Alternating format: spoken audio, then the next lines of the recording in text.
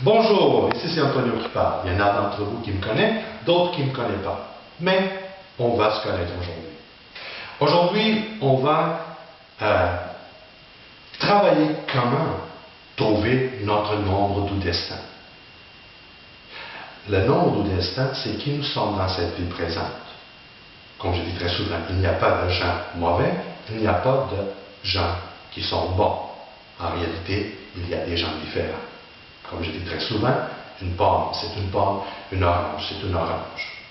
Mais quand on a accès à l'information dans l'interprétation de notre destin, on sait mieux comment procéder, comment vivre notre vie. Je vais vous donner deux exemples. Mettons que je suis venu au monde le 7 mars de 1961.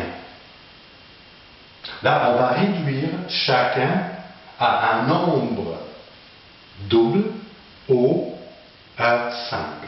Ici, 7 reste 7. 3 reste 3. 1961 donne 17.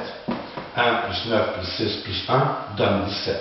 1 plus 7 donne 8. Et on arrête ici parce qu'on est arrivé à un nombre simple.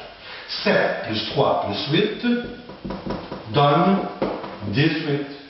1 plus 8 donne 9. Ce qui veut dire que cette personne est un destin 9. Je vais donner un autre exemple à cause des vibrations doubles. Exemple, quelqu'un qui est venu au monde le 30 novembre 1984. Ici, 3 et 0 donnent 3.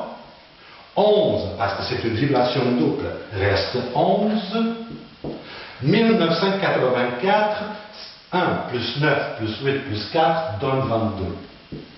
Comme vous voyez, on a deux nombres de vibrations doubles. C'est le 11 et le 22.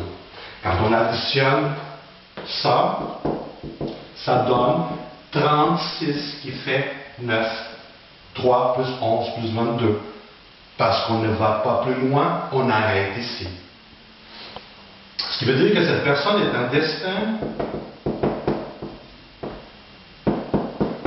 9. Alors, je vous invite à aller dans mon site web, dans les nombres de destin, c'est en 3 langues, vous avez juste à choisir votre langue, pour pouvoir avoir accès à l'interprétation de qui vous êtes, de votre nombre de destin. Et vous allez vous reconnaître, vous comprendre, et vous pouvez faire des ajustements pour avoir plus de ce que vous voulez et moins de ce que vous ne voulez pas. C'est bien? Ben, merci beaucoup.